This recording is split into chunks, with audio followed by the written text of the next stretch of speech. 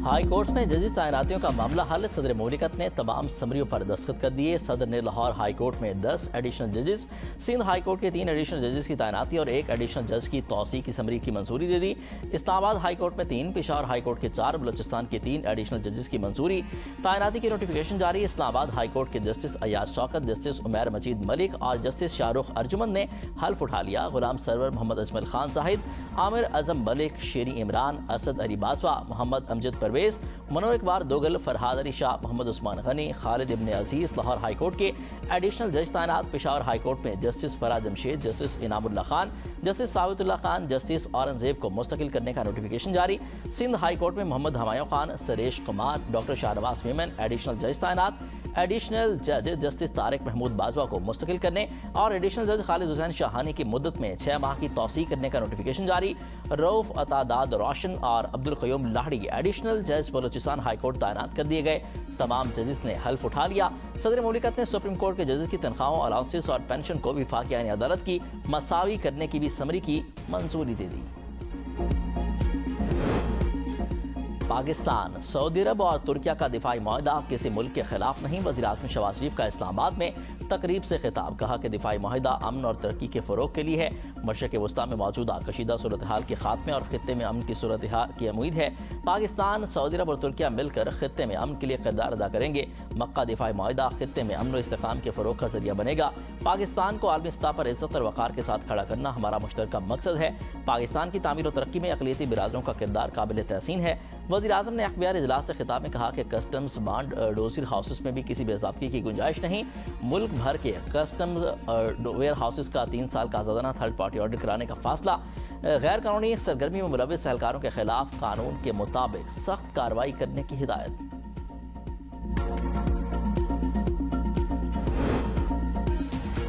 वज़ीर दाखिला मोहसिन नकवी तेहरान पहुंच गए। ईरानी हममनसब सिकंदर मोमनी से मुलाकात, 2 तरफ़ा ताल्लुकात समेत अहम अमूर पर तबादला ख्याल। आबना हुर्मस की सूरत हाल पर भी बातचीत। ईरानी न्यूज़ एजेंसी के मुताबिक मोहसिन नकवी ईरान में आला हुक्काम से मुलाकातें करेंगे। ज़राए के मुताबिक पाकिस्तान, ईरान और अमरीका के दरमियान मुज़ाकरात में अहम किरदार कर रहा है। वज़ीर दिफा ख़ाजा आसिफ का कहना है कि अमरीका और ईरान अमन माहदे के बहुत करीब हैं। हालात एक बार फिर अमन माहदे या किसी डील के हक़ में जाते हुए दिखाई दे रहे हैं। पायदार अमन पूरे खित्ते के मफाद में होगा।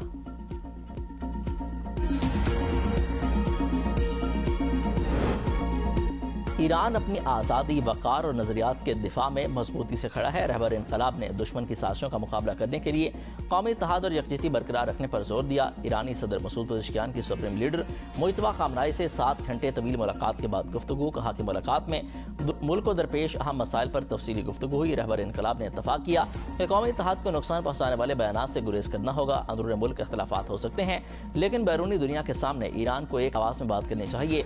हुकूमत अवामी मसाइल के हल के लिए भरपूर कोशिशें जारी रखेगी। वज़ीर ख़ारजा अब्बास इराक़ची ने कहा कि दुनिया को दिखाया है कि ईरान एक मजबूत और नाकाबिल शिकस्त ताकत है। मुख्तलिफ ममालिक के वज़राए ख़ारजा और दीगर हुकाम भी इस बात का एतराफ़ कर चुके हैं।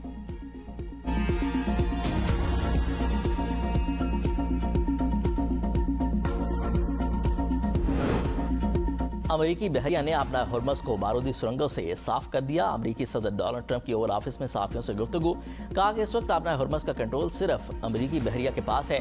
हमारी नाकाबंदी नाकाबिल तस्खीर रही है। ये फौलादी दीवार की मानद है और हम सिर्फ उन लोगों को दाखिल होने देते हैं जिन्हें हम इजाज़त देना चाहते हैं। सूरत हाल कुछ पेचीदा है क्योंकि ईरान कभी कभार आबी गुज़रगाह में बारूदी सुरंगें बिछा देता है। ट्रूथ सोशल पर पैगाम में सदर ट्रंप ने कहा कि ईरान से हरजाना तलब करूंगा।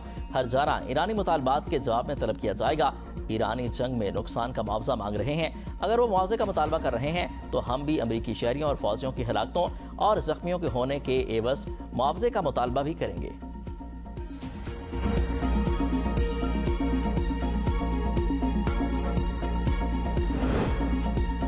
ईरानी मिसाइल हमले का खतरा, ट्रंप डर गए। तुर्किया से वापसी पर केटरिंग ट्रक में छुपकर त्यारा तब्दील करना पड़ा। अमरीकी मीडिया की रिपोर्ट्स के मुताबिक गुज़िश्ता माह नेटो मालिक के सरबराह इजलास के बाद रवानगी के वक्त डोनाल्ड ट्रंप पहले टीवी कैमरों के सामने एयरफोर्स 1 में सवार हुए। बाद में उन्हें खामोशी से हवाई अड्डे पर मौजूद एक केटरिंग ट्रक के जरिए एक फौजी तैयार तक पहुंचाया गया। दूसरे तैयारे में मुंतकिली से एयरफोर्स 1 में मौजूद सहाफ़ी और हत्ता के व्हाइट हाउस के पास अमले के अरकान को भी लाइल्म रहे। अमरीकी हुकाम का कहना है कि उन्हें ईरान की जानिब से तैयारे पर से मिसाइल के एक काबिल एतबार खतरे की इत्तला मिली थी।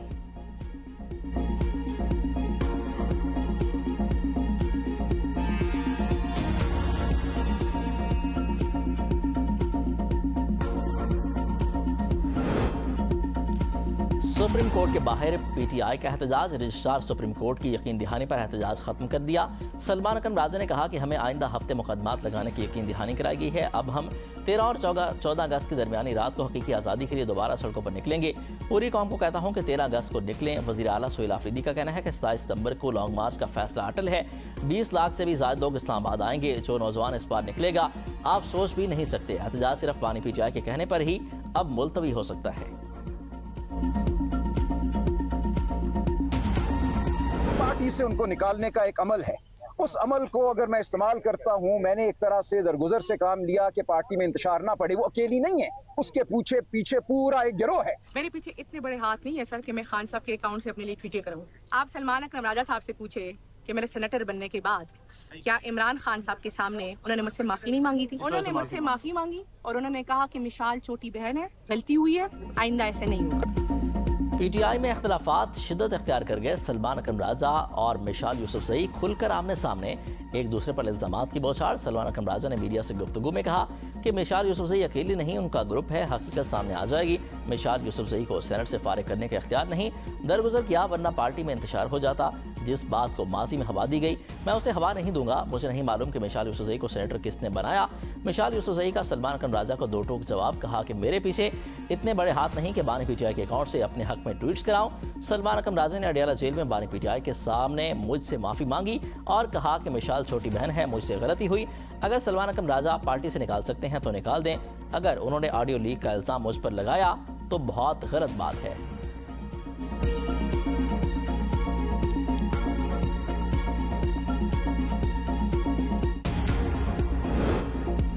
शानदाना गुलजार का नाम लिए बगैर अलीमा खानम पर तनकीद, कहा कि उन्हें पार्टी चेयरपर्सन बनने की आग लगी हुई है।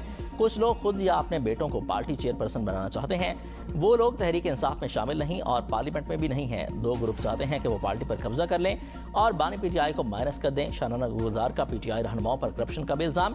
शानदाना ने सवाल किया कि कैदियों के लिए अमेरिका से आने वाले 50 करोड़ रुपए किसने खाए? अली बिन गंडापुर ने जो 40 करोड़ रुपए दिए वो कौन खा गया? 50 करोड़ रुपए का हिसाब कौन देगा? यतीमों के लिए दिए गए 40 करोड़ रुपए कहाँ गए?